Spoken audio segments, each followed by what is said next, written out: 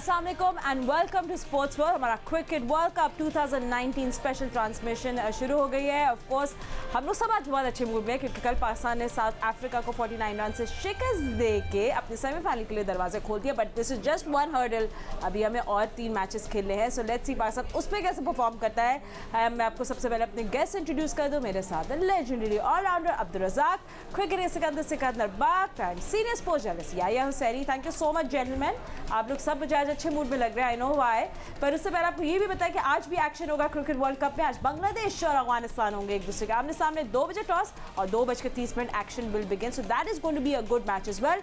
Now अब पाकिस्तान कल का मैच तो जीत गया है, मगर अब शुरू हो गए हैं मगर की कहानी कि अब हम लोग पॉइंट्स टेबल पे 7वें पोजीशन पर आ गए। But we have to wait कौन अपना मैच जीतेगा कौन अपना हारेगा। There is lot of confusion. Razzaq थोड़े से पिक्चर क्लियर हुई है रिपोर्ट के बाद, बट ये है कि अब मेरा एक ही सिंपल फॉर्मूला है कि पाकिस्तान को बस अब अपने तीनों आगे के मैचेस जीतने हैं एंड देन फिर थोड़ा अगर मगर पर हम लोग पहुंचेंगे।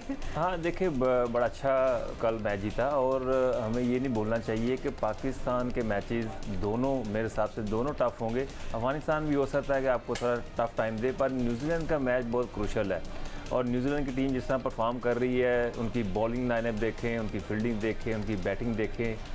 अभी गुप्तल उनके परफॉर्म नहीं कर रहे अच्छी तरह और मुनरो भी अच्छी तरह परफॉर्म नहीं कर रहे। हमें ये भूलना नहीं चाहिए कि हमेशा जो परफॉर्म नहीं कर रहा था पाकिस्तान के खिलाफ वो परफॉर्म करना शुरू कर देता है। पर बड़ा टफ मैच होगा और अच्छी क्रिकेट देखने को मिलेगी और पाकिस्तान को भी अच्छा ही खेलना पड़ेगा। अच्छी बॉलिंग के खिलाफ आप हमेशा आपको अच्छा खेलना पड़ता है। अच्छी टीम के खिलाफ आपको पॉजिटिव और अपने आप को उठा के खेलना पड़ता है। ये चीज़ें मैटर करती हैं और उस दिन एजबास्टन में जो मैच है वहाँ पे लो स्कोरिंग मैचेस होते हैं। अगर पाकिस्तान वहाँ पे फिर वही बात आ जाती है टॉस जीत के अच्छा फैसला करते हैं और पिच कंडीशन के मुताबिक, तो पाकिस्तान के चांसेस काफ़ी ज़्यादा हैं। पर न्यूजीलैंड अभी टॉप पर है, हमें ये भूलना नहीं चाहिए। और ये मैच भी हमारा फिर वही डू एंड डाई वाला नॉकआउट स्टेज पे हैं हम।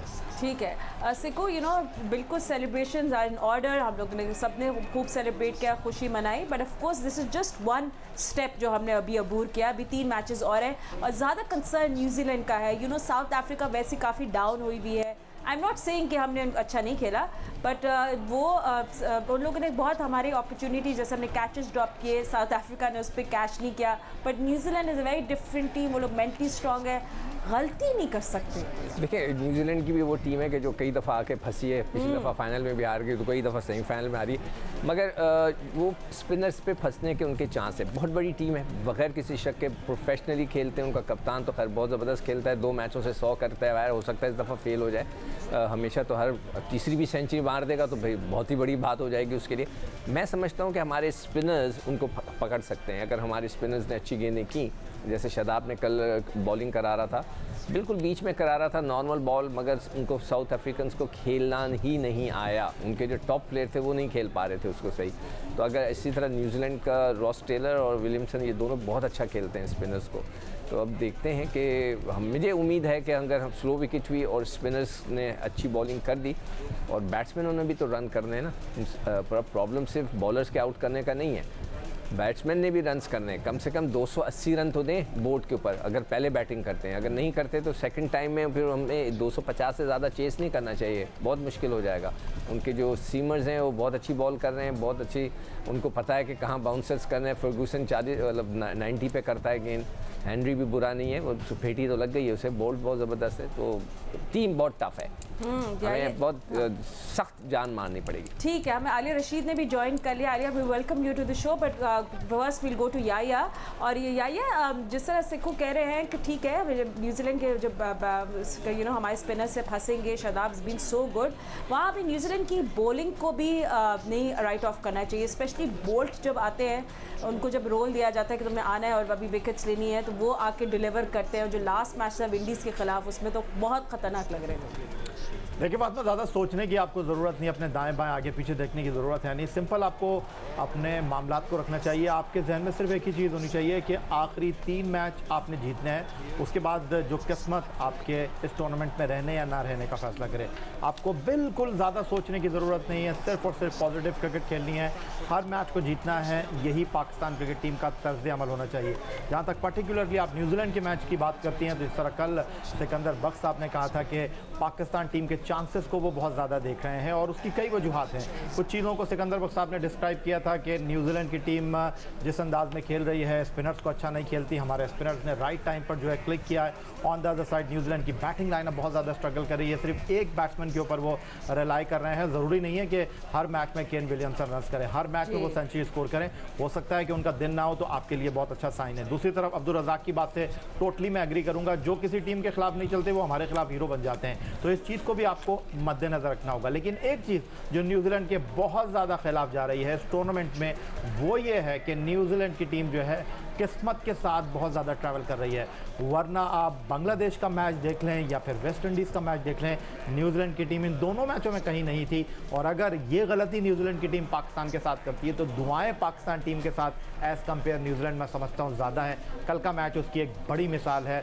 इंग्लैंड को आपने ट्रेंट ब्रिज नॉटिंघम में हराया, उसकी एक बड़ी मिसाल है। चैंपियंस ट्रॉफी आप 2017 में जीते, वो एक बड़ी मिसाल है। 1992 में आप 5वां आलमी कप क्रिकेट टूर्नामेंट जीते, उससे बड़ी क्रिकेट की दुनिया में पाकिस्तान क्रिकेट के फतूहात की कोई मिसाल हो नहीं सकती। तो ये सारी चीज़ें पाकिस्तान टीम को फेवर कर रही हैं। लेकिन सबसे बड़ा सवाल ये है कि पाकिस्तान अपनी टीम में कोई तब्दीली करता है, ये सेम 11 के साथ जाता है। ठीक है Alia, what do you think, Pakistan को चेंजेस करेंगे? Do you think Shaheen Shah Afridi is bit dicey, मगर फिर भी कहीं इंप्रेसिव नहीं लग रहे थे, he still got a wicket, so do you feel like maybe he will be replaced by Hasan Ali next match में, या यही प्लेइंग 11 जाएगी? देखिए फातिमा, आप जब इंटरनेशनल क्रिकेट खेल रहे होते हैं, खासतौर पे आप जब वर्ल्ड कप खेल रहे हैं, तो आपको right on top of your game होना पड़ता है। तो अनफॉर्चुनेटली अब हम इस स्टेज पे क्या बोले, जबकि आप एक सिलेक्शन करके गए हुए हैं, हसनैन को आप छुपा के रख रहे हैं, जबकि वो एक ऐसा फैक्टर है जो आपको एक पेस दे सकता है, तो आपको डेफिनेटली ट्राई आपको करना चाहिए। मगर अगेन शायद उसका वेरिएशन का प्रॉब्लम होगा, एक्सपीरियंस कम होने का प्रॉब्लम है, फर्स्ट क्लास नहीं खेले हुए हैं। दूसरी तरफ शाहीन शाह अफरीदी जो हैं, मतलब ये लड़के जो हैं वो स्टाइल और दूसरी चीज़ों पे बहुत जोर दे रहे हैं, लेकिन क्या इनको नहीं पता कि, या इनको ये तो नहीं हो सकता कि कोचेज इनको नहीं बता रहे कि यहाँ पे इंग्लैंड की पिचेस पे किस किस्म की लेंथ जो है वो काम करेगी या ज़्यादा इफेक्टिव रहेगी। तो सीखने का जो मसला है वो यकीनी तौर पर दरपेश है। अब आप किसको खिलाएंगे? ज़ाहिर है इनमें से ही दो किसी को खिलाएंगे ना। आपके पास ऑप्शन इसलिए नहीं है कि हसन अली का कॉन्फिडेंस कम हो गया है। हसन अली शायद फिजिकली या टैक्टिकली से ज़्यादा मेंटली स्टक मुझे नज़र आते हैं कि अगर वो इस बात को समझ ही नहीं रहे कि उनकी जो है वो गुड लेंथ पे गेन नहीं करवा पा रहे, फुल लेंथ पे गेन नहीं करवा पा रहे, और उनको मार पड़ रही है, रन दे रहे हैं और विकेट नहीं ले रहे हैं, तो फिर जाहिर है आपको ऑप्शन जो है वो देखनी पड़ती हैं। और ये जहन में रखें कि न्यूजीलैंड की टीम जो है वो बहुत तगड़ी टीम है, इस वक्त वो बहुत ज़बरदस्त खेल रहे हैं। उनका जो टॉप ऑर्डर है वो बड़ा एग्रेसिव है, उसके बाद मिडल ऑर्डर आपको पता ही है, केन विलियमसन जो है वो किसी तारुफ का मोहताज नहीं है, 2 सेंचुरीज के साथ, और टेलर जो है वो पूरे तजुर्बे के साथ। तो न्यूजीलैंड से आसान नहीं होगा। लेकिन अच्छी बात क्या होगी, जिस तरह आमिर ने पहली दफा ये ऊपर से विकेट लेके दी है कल के मैच में, इसी तरह अगर हमें पहला ब्रेक थ्रू जल्दी मिल जाता है तो यकीनी तौर पे आप प्रेशर डाल सकते हैं, क्योंकि बॉलिंग स्ट्रेंथ ऐसी हमारी है कि हम प्रेशर डाल सकते हैं। और जैसे कि ये बात हो रही है कि स्पिनर्स को वहाँ पे कंडीशन ऐसी मिलेंगी, टर्न मिल सकता है, तो फिर तो यकीनी तौर पर पाकिस्तान को बहुत एज होगा 3 स्पिनर्स के साथ हम जा रहे हैं। बल्कि हारिस सोहेल को आप काउंट करें कि वो बहुत अच्छे स्पिनर भी हैं, उनसे अगर ये करवाएं, उनको एतमाद दें, तो आपको एक और एज भी मिल सकता है इन कंडीशंस में, पर्टिकुलर इस किस्म की कंडीशंस में। तो पाकिस्तान का कॉन्फिडेंस बहुत हाई होगा फातिमा। जाहिर है कि हम जीत के जा रहे हैं और हमें ये पता है कि हम भी वो जख्मी शेर उसी वक्त ही बनते हैं जब तक कि हम बिल्कुल नीचे ना लग जाएं, उसके बाद फिर पलटते हैं ज़बरदस्त तरीके से। तो अल्लाह करे कि ये स्पिरिट जो है वो भी रहे, अल्लाह करे कि हमारे प्लेयर्स जो हैं वो खेलें। देखिए हम कल का मैच तो जीते हैं, इसमें कोई शक नहीं है, लेकिन हम अपनी खामियों को इग्नोर नहीं कर सकते। आप बेशक हारिस सोहेल बहुत अच्छा खेले हैं, मगर ये देखने वाली बात है कि उनकी फिटनेस के इश्यूज नजर आ रहे थे। और उसके अलावा हफीज जिस तरह से आउट हुए हैं, एक अजीब और गरीब बात है कि आप पहले फ्रिंच की गेंद पे आउट हो गए, यानी कि नॉन जो रेगुलर बॉलर्स हैं, फिर कल मार्करम की गेंद पे आप आउट हो गए। इतने बड़े प्लेयर्स हैं, इतना तजुर्बा है, वर्ल्ड कप खेल रहे हैं, जिम्मेदारी ले रहे हैं। मगर कल के प्रोग्राम में जैसे मैंने कहा था, और मैं अभी भी रिक्वेस्ट करूंगी मैनेजमेंट से कि हारिस सोहेल चौथे नंबर पे बनते हैं, हफीज 5वें नंबर पे बनते हैं। और सरफराज ने बहुत अच्छा किया जो कल वो खुद नहीं आए थे, और वो नीचे आके खेले तो वो ठीक है फिनिश करने के लिए। ठीक है, but Alia you know Sikandar had different views, I remember. मैं एक और चीज़ कहना चाह रहा हूँ इसमें, दो चीज़ें। फातिमा, नंबर 1 कि कल एक और बहुत बड़ी गलती की है सरफराज ने, उसको हारिस से 2 ओवर तो करा लेने चाहिए थे। मैच तो हमारी ग्रिप में था ना। वो तो देखिए 2015 के वर्ल्ड कप में मिसबा ने बोला कि ये मेरे 10 ओवर क्या करेगा, उससे करवाई नहीं।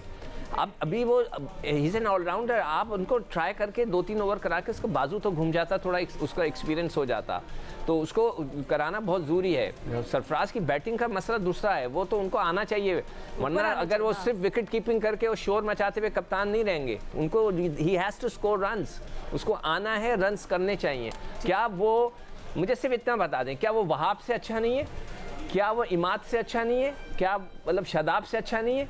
मैं समझता हूँ उन सबसे अच्छा बैट्समैन है, और वो उसको आना चाहिए ऊपर। रज़ाक, और आपकी क्या सेंटिमेंट्स है इस पे कि आना चाहिए सरफराज को ऊपर? ऑब्वियसली क्योंकि इंडिविजुअल परफॉर्मेंस की हम बात नहीं करें, बट उन सरफराज अगर अच्छा परफॉर्म करेंगे, रन्स बनाएंगे, तो फिर उनकी वो जो कैप्टनसी है उसमें भी बहुत बड़ा चेंज आएगा, कॉन्फिडेंस आएगा उनको। और देखिए सिचुएशन के मुताबिक ठीक है, अगर वो इतने कॉन्फिडेंट नहीं हिटिंग करने के लिए, तो फिर आपके पास ऑप्शंस होती हैं, और वहाँ पे एक पूरा बेंच बैठा होता है, कोच होता है, मैनेजर होता है, असिस्टेंट कोच भी है, बाकी सीनियर प्लेयर भी हैं। तो मैं नहीं समझता कि वो सरफराज ने बैठे बैठे कह दिया कि जी अमाद आप चले जाओ या वहाब आप चले जाओ, ऐसी बात नहीं है।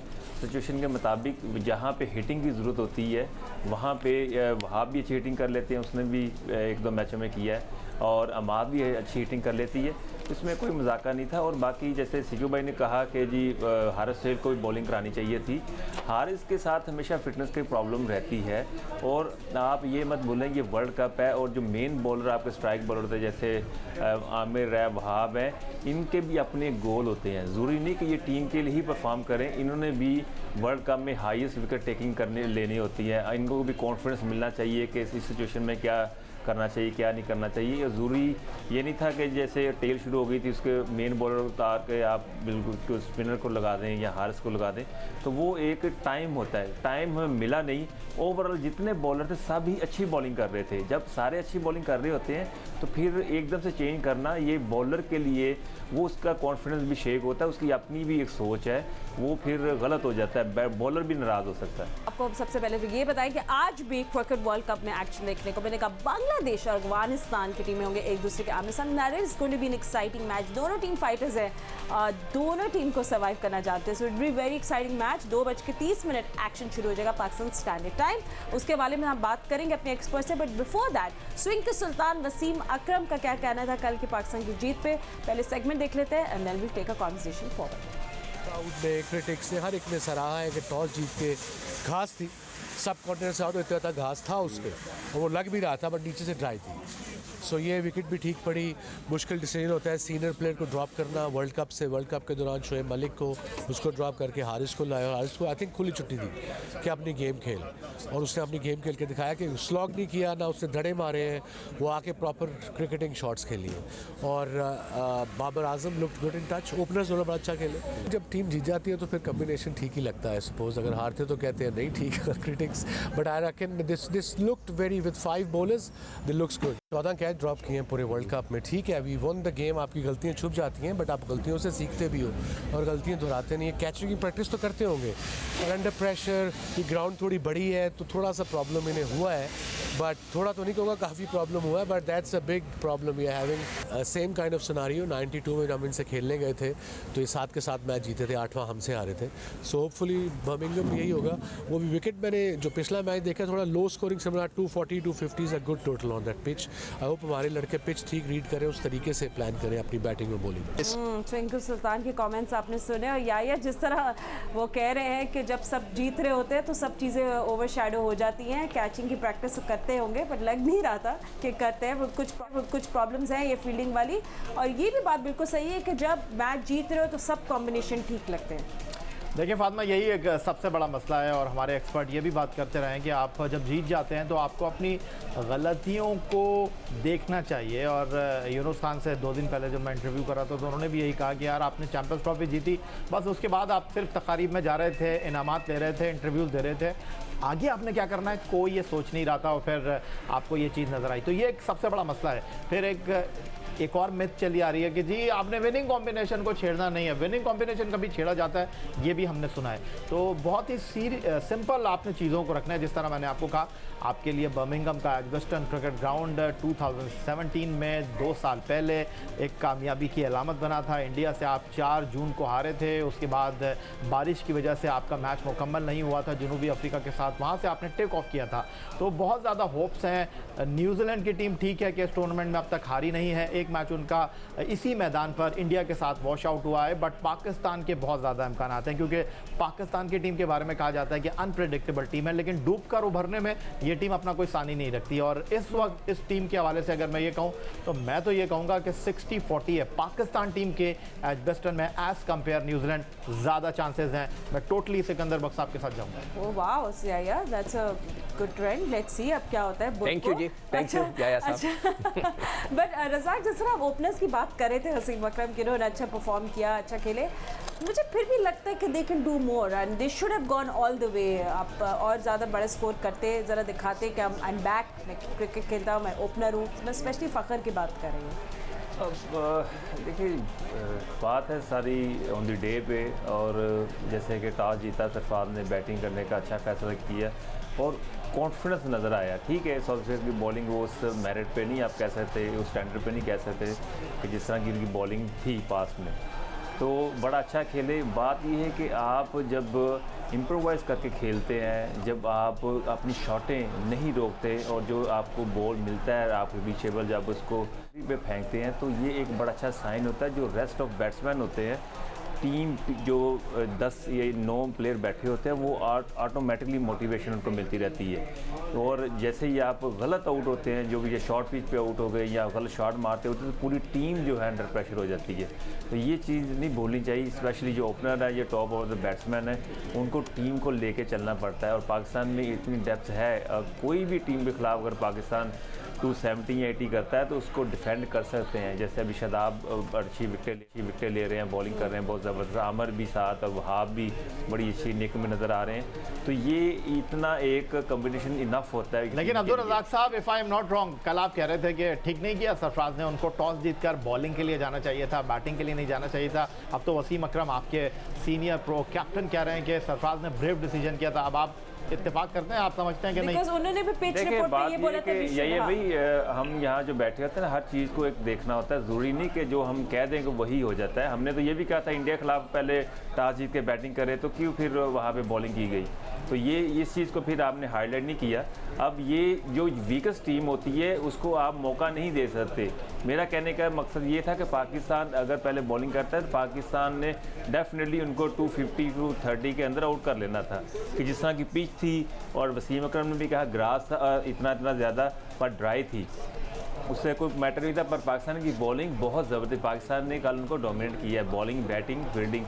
और जो हल्की टीमें होती हैं, डज नॉट मैटर उनके साथ टॉस जीते या हारे, कोई इतना फ़र्क नहीं पड़ता, अनलेस के विकेट में ग्रास हो, मॉइस्चर हो। नहीं, नाराज़ मत होइए। अगर अब्दुल रज़ाक साहब, मैं आ रहा था ना प्रोग्राम करने के लिए, मुझे एक फ़ोन आया, उन्होंने कहा ये आप ज़रूर अब्दुल रज़ाक साहब से पूछिएगा, हमारे बड़े फेवरेट क्रिकेटर हैं। लेकिन कल वो बहुत ज़्यादा कह रहे थे कि सैफी भाई ने टॉस जीतकर बैटिंग क्यों ले ली, बॉलिंग करना चाहिए था। मैंने कहा नाराज़ नहीं हो कि रज़ाक भाई जवाब देंगे। नहीं, एक मिनट, मैं यहाँ पे फातिमा, मैं यहाँ पे थोड़ा सा जवाब तो देने दें। नहीं, रज़ाक को सपोर्ट करूंगा। मैं रज़ाक को सपोर्ट करना चाह रहा हूँ, वो इसलिए कि देखिए हम यहाँ बैठे हैं, पिच को नहीं रीड कर रहे, राइट? एक बात होगी। रज़ाक ने अपना एक्सपीरियंस बताया, हम में से किसी के पास वो एक्सपीरियंस नहीं है जो कि रज़ाक का है, कि वो इस ग्राउंड पे 2 साल खेला है। तो वो एक्सपीरियंस उसने बताया, तो ये इससे बड़ा एक्सपीरियंस हो नहीं सकता। हम तो बोंगियां मार रहे हैं हवा में बैठे। ये वैसे ये भी आपने ठंडी जुगत मारी है। नहीं, 2 साल खेला, ये भी आप जो शरारत करते हैं सिकंदर बख्श, 2 साल ये शरारत की आप खेले हो। रज़ाक भाई अंडरस्टैंड कर लें, देख लें रज़ाक भाई, आप ये शरारत की इन्होंने। नहीं बात ये है कि आप देखें, नहीं, वो उसका एक्सपीरियंस, वो उसने अपने एक्सपीरियंस से बात की, वो बिल्कुल सही की। आप देखें, अगर आप ये इंस्टेड ऑफ ये साउथ अफ्रीका की टीम, अगर आप इंडिया की टीम ले लेते या आप न्यूजीलैंड की टीम लेते, तो फिर ये जो था ना, ये फिर आपने कहना था हाँ बिल्कुल इसका गलत डिसीजन हो गया था, इसको पहले बॉलिंग करनी चाहिए थी। ऑपोजिशन देखनी पड़ती है, ये ज़रूरी नहीं होता कि जो हम फील कर रहे हैं वही वहाँ पे इम्प्लीमेंट हो। पर ये कि मेरा एक्सपीरियंस ये है कि वहाँ पे चेजिंग बहुत ज़बरदस्त रहती है। अगर आपके पास अच्छे बैट्समैन हो तो वहाँ पे चेजिंग आसान है लॉर्ड्स में। मेरा कहने का ये मकसद था। तो south Africa team already tournament से बाहर है, उनकी बॉलिंग में वो स्ट्रेंथ नहीं नज़र आई, और हम भी यहाँ बैठे हुए हैं जिस लाइन से बॉलिंग कर रहे थे। मैं समझता हूँ कि पाकिस्तान को 350 पौने 400 करना चाहिए अच्छा था। फातिमा, अगर आप इजाजत दें एक सवाल और मैं कर लूँ रज़ाक साहब। आलिया से पूछ ले। नहीं, एक सवाल बस, मैं रज़ाक भाई से एक सवाल बस कि रज़ाक भाई, आपको लगता है कि कोई विनिंग कॉम्बिनेशन में छेड़छाड़ होनी चाहिए? एक बॉलर मुझे लगता है चेंज होना चाहिए, आप क्या कहते हैं? देखिए, अगर टू बी फ्रैंक अगर बात करते हैं तो मैं समझता हूँ कि शाहीन शाह की जगह हसन अली को खेलना चाहिए। मोहम्मद हसनैन को? अच्छा, हसन अली, ओके जी हाँ ठीक है आलिया। आई थिंक हमने तो सुबह यही अभी थोड़ी देर पहले यही बात कर रहे थे बट कॉम्बिनेशन की चेंज होना चाहिए या नहीं। But do you think Sarfaraz will take the step of not taking playing Shahid Afridi?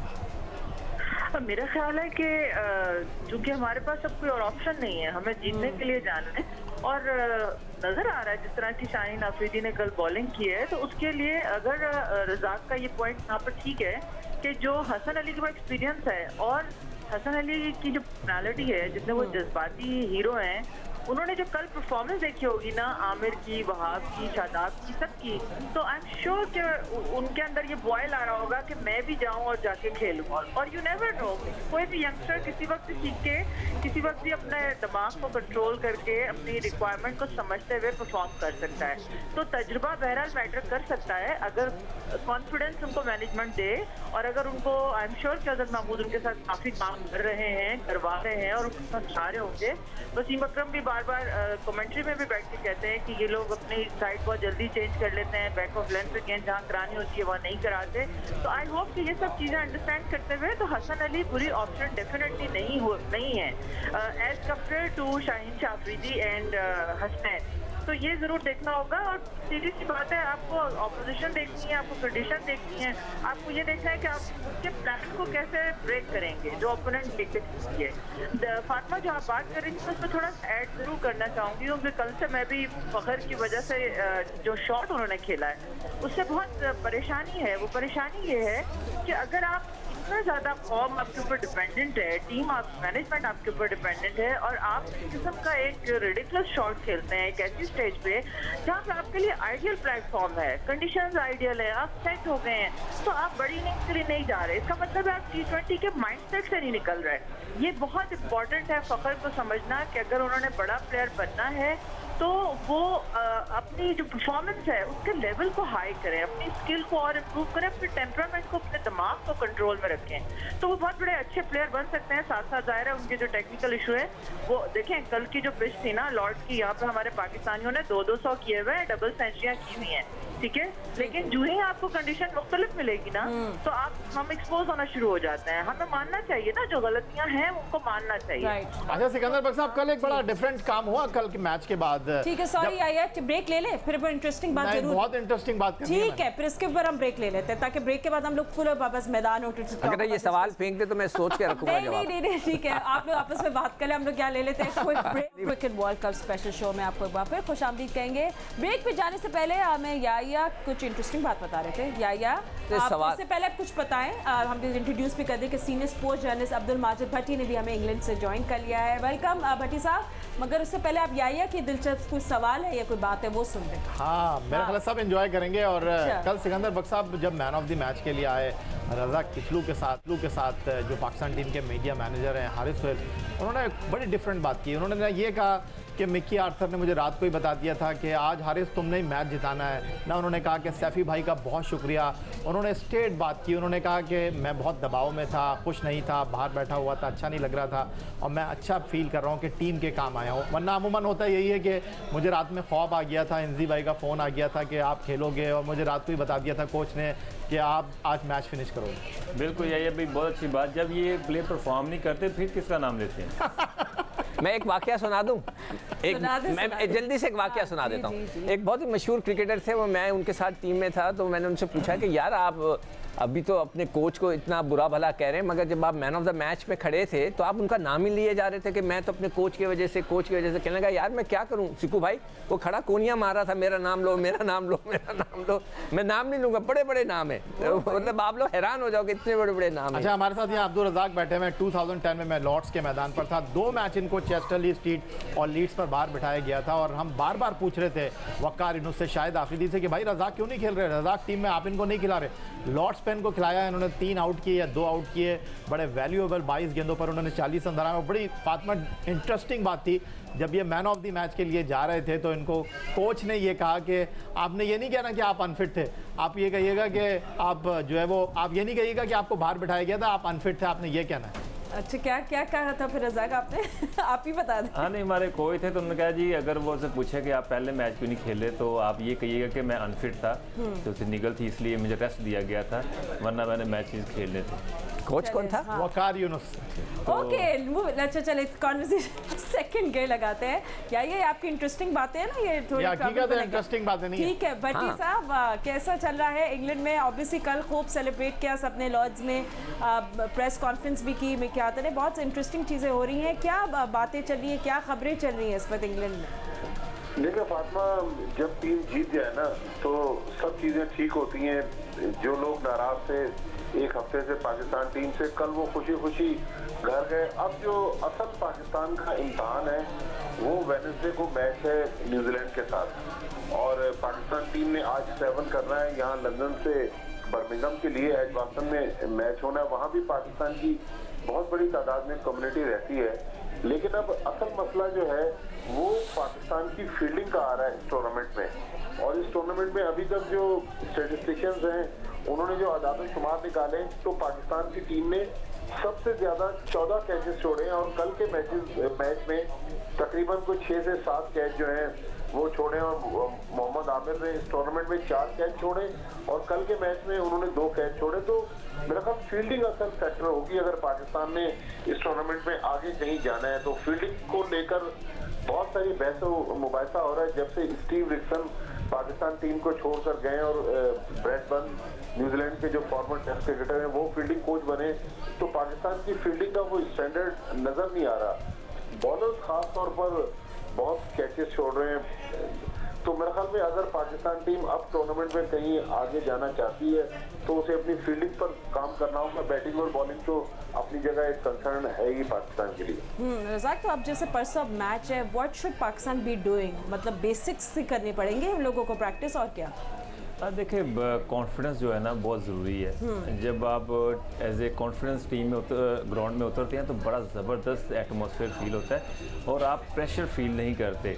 तो आपको पता होता है कि बॉलर्स को पता होता है कि मैंने किस लाइन में बॉलिंग करनी है, मैंने कैसे विकेट लेनी है, बैट्समैनों को पता होता है मैंने कैसे रन करने हैं। और ठीक है, फील्डिंग का हम बार बार कर रहे हैं कि मैं नहीं समझता कि हर मैच में ऐसा होता है। और ठीक है, पाकिस्तान की फील्डिंग वो स्टैंडर्ड की नहीं है जिस तरह एक टीम को होना चाहिए, पर यू नेवर नो। आप देखिएगा जब पाकिस्तान का दिन होता है, मोमेंटम अच्छा होता है, तो फिर हर चीज़ ही अच्छी होनी हो रही होती है। आपको बड़े बड़े अच्छे कैच भी मिलते हैं, अच्छे रन आउट भी मिलते हैं, जो बंदा एक्सपेक्ट नहीं कर रहा होता कि जी आज रन आउट भी पाकिस्तान की फील्डिंग करेगी।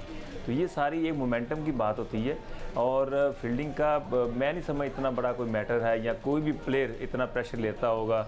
अगर 2-3 कैच छोड़ देता हूँ तो मुझे पता है कि मैंने अगर आधा घंटा कैचेस किए तो मेरा जो कॉन्फिडेंस लूज़ था वो बिल्कुल मेरा ठीक हो जाएगा, मुझे कॉन्फिडेंस आ जाएगा कैच पकड़ने का। तो ये चीज़ें छोटी छोटी हैं पर ये जल्दी हो जाती हैं और मैं नहीं समझता कि जानबूझ के इस तरह करता है। हो जाता है ये एक दिन पे भी होता है और एटमॉस्फेयर भी बड़ा फ़र्क पड़ता है। जब धूप निकली होती है तो फिर आपको बॉल ज़्यादा नज़र आता है, जब बादल आते हैं तो उसमें फिर काफ़ी प्रॉब्लम होती है। कल ओवरकास्ट कंडीशन थी, ठंड भी थी, बट सिको आई थिंक ओनली जो हमारे फैंस का भी कंसर्न है और जब कहते हैं it is a world cup, do or die situation में है, you have to be on top of your game. I think that's only thing we not, but जरा रज़ाक करिए छोटी छोटी चीज़ें जिन पे नहीं यार, ये छोटी चीज़ें पहले सॉर्ट आउट होनी चाहिए ना। मतलब है कि ये सारी चीज़ें क्या वर्ल्ड कप में बीच में आकर हम बात मगर आप करें, वर्ल्ड कप से पहले इंग्लैंड में ये सारी चीज़ें तो पहले होनी चाहिए। और ये सितंबर में एशिया कप से हम यहाँ पर ही इसी प्लेटफॉर्म पे बैठे, इसी जगह पे बैठे हम शोर कर रहे थे कि यार अब ये चीज़ें सही कर लो। किसी ने सही नहीं किया। आपने कहा बैटिंग भी कंसर्न है, बॉलिंग भी कंसर्न है, कैच तो बहुत ज़्यादा है, कैचिंग भी करनी है हमने, सिलेक्शन भी है, किसको कहाँ खिलाना है वो भी प्रॉब्लम है। तो मतलब ये सारी चीज़ें वर्ल्ड कप से पहले सारे दुख दर्द जो हैं वहाँ ख़त्म हो जाने चाहिए थे।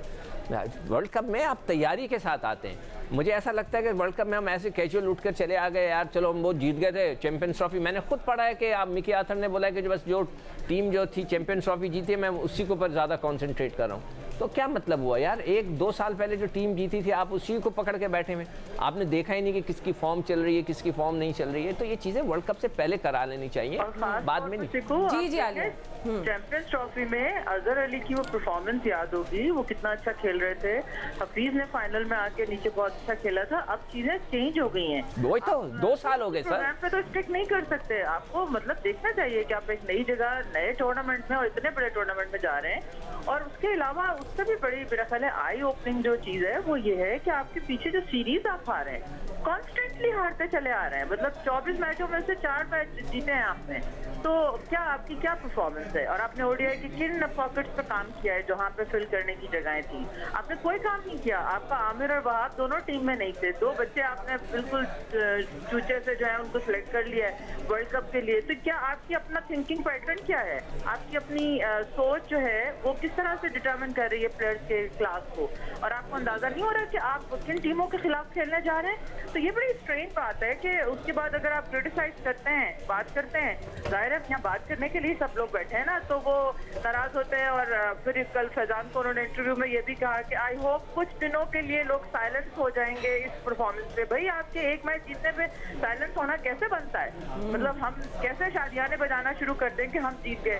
आप क्या जीत रहे हैं? आप क्या कर रहे हैं? आप अपनी खामियों पर काम नहीं कर रहे हैं। आप वर्ल्ड क्लास टीम बनाने के लिए आपको हायर किया गया है, इसलिए तो नहीं किया गया कि किसी को पसंद पे रखें, किसी को नापसंद पे रखें। आपको आइडिया ही नहीं हो रहा कि आप कौन सी टीम सिलेक्ट कर रहे हैं। मतलब मेरी तो बियॉन्ड माई अंडरस्टैंडिंग कि बहुत सारी चीजें जो हो रही हैं, क्रिकेट बोर्ड को आप बहुत सिक्योरिटी से काम करना चाहिए। और अब अगर चेंजेस कर ही रहे हैं वो, तो उनको ये तमाम पॉइंट्स जो है उनको ज़हन में रखना चाहिए कि खुदा के लिए कोई आदमी जो है वो अपनी लाइकिंग डिसलाइकिंग इम्पोज ना करे, पाकिस्तान के लिए सोचे, रिजल्ट के लिए सोचे। ठीक है। भट्टी साहब, कल मैंने सुना कि सहाफ़ी ने भी कुछ मिकी आर्थर सवाल पूछा, थोड़े नाराज से हो गए। ये भी मैं बात आपसे ज़रूर पूछूंगी, मगर ये other side of the break. हम लोग अब शो अब इख्तिताम पे पहुंच रहे हैं, but not really. Will just take headlines break, और हेडलाइंस ब्रेक के बाद हम स्पोर्ट्स फ्लोर पे लेजेंडरी ऑलराउंडर अब्दुल रज़ाक हमारे साथ मौजूद है। रज़ाक भाई, तुम ठीक हो? चाय वाय पीनी है? आई थिंक ये टाइम है, चाय पी लेते हैं। उसके बाद हम आपको दोबारा मिलेंगे। अफगानिस्तान और बांग्लादेश होंगे एक दूसरे के head to head, so we want to talk about that match as well on the other side of the break. So see you then. अल्लाह हाफ़िज़।